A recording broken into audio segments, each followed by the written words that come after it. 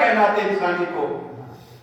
حسین نبی کی دستار پہ ہاتھ رکھ کے کہہ رہا تھا، کائنات کو پیغام دے رہا تھا کہ کائنات والوں یاد رکھو، بچپن میں نبی کی دستار پہ میں نے ہاتھ رکھا ہے، میں شرطوں کٹا دوں گا، میں بچے کو قربان کروا دوں گا، میری لاش میں ٹکڑے ہو جائیں گے، اس دستار کو نیچے نہیں آنے گا.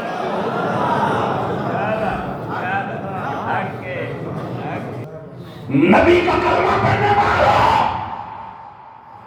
تم میرے لاشے کے کربلا میں ٹکڑے دیکھ لینا، مگر میں اپنے نانے کی دستار نیچے نہیں آنے دوں گا. یہ حسین کائنات کو پیغام دے رہا تھا، اور میرے نبی حسین کے قدم تھام کے کائنات انسانی کو پیغام دے رہے تھے کہ کائنات والوں اور دنیا کے بھکاریوں اور اس گندی دنیا پہ مرنے والوں دنیا کے کتوں، حسین کے قدم میں نے تھام رکھے ہیں. تم کربلا میں ابھی چھوٹی کا سوال لگا لینا، حسین کٹ تو جائے گا، اس کے قدم نہیں لٹکنا ہے.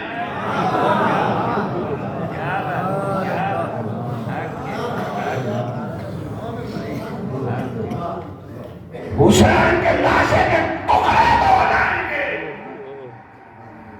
حسین کے بچے کو کربلا میں شہید ہو جائیں گے، مگر یاد رکھو تم لعینوں، تم شام کے تخت کی باتیں کرتے ہو،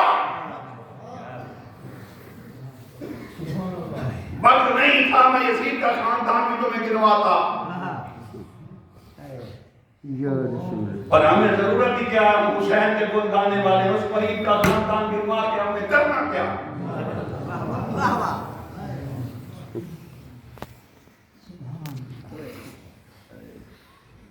بس حسین اور مصطفیٰ کا ایک ہی رشتہ ہے جس سے اسلام کا جھنڈا ہمیشہ لہراتا رہے گا، اور وہ رشتہ حسین نے مصطفیٰ کی دستار پہ ہاتھ رکھ کے اور مصطفیٰ نے حسین کی قدم تھام کے کائنات کو اعلان کیا. گویا آقا حسین کہہ رہے تھے کہ کائنات والوں، مجھے نانا کی دستار کی قسم، آج نانا نے کندھوں پہ اٹھایا ہے، کربلا میں دستار نیچے نہیں آنے دوں گا. اور مصطفیٰ نے بھی حسین کے قدم تھام کے فرمایا کائنات کو، کائنات والوں کسی اقتدار یا کرسی کی بات نہ کرنا، اس حسین کے قدموں سے لگے مصطفیٰ کے ہاتھ.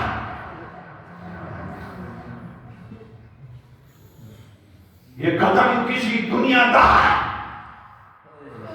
کسی اقتدار، کسی کرسی کی لالچ میں نہیں اٹھ سکتے. یہ قدم چلے گا کربلا میں، سر سے لے کر پاؤں تک حسین کٹ جائے گا، قدم نہیں ڈالتا. ماہ شعبان حسین کی ولادت کا مہینہ، آج وقت کافی اوپر گزر گیا. اللہ